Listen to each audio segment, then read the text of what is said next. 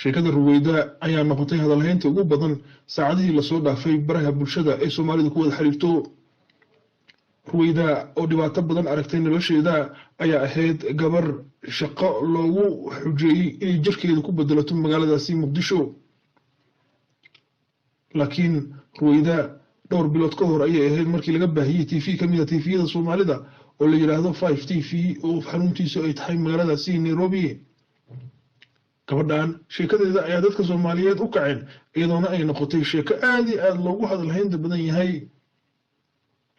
inta wixii ka dambeeyay ruweyda shaqo ay ka heshay mid kamid ah shirkadaha Forex-ka ee magaalada Muqdisho oo xilligaasi shaqeynayay dowladda Soomaaliyeed ayaana ka qayb gashay xaflad lagu suubiyay gobolka Banaadir laakiin nasiib darro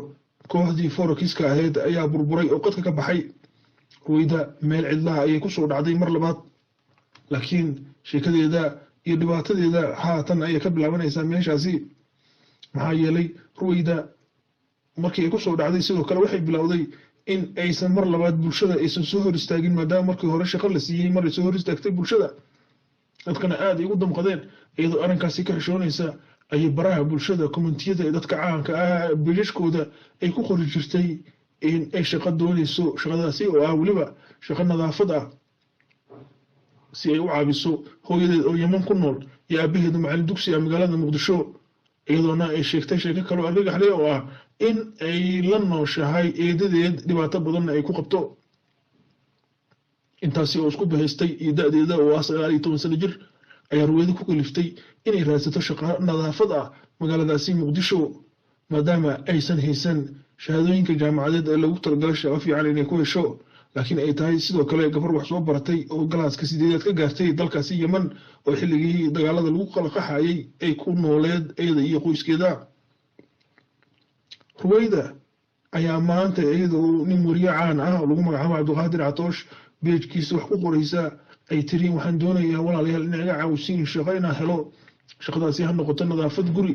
si aan u caawiyo reerkayga iyo anigaba nafteeda laakiin wariyihii caanka ahaa ee beejkiisa ay ku qortay ayaa commentiga u soo jawaabay uu ku yiri waxaas iyo wax la mid ah ha ku qorin beejkayga arab badan ayaa ka dhalatay hadalka falcelinta uu ka celiyay ruweyda durbadiiba waxay heshay garab Soomaaliyeed